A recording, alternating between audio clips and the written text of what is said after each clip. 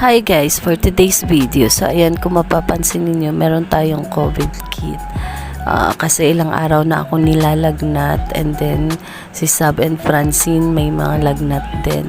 So ayan, buti na lang meron kaming COVID kit galing sa Canada na binigay ng aking sister-in-law.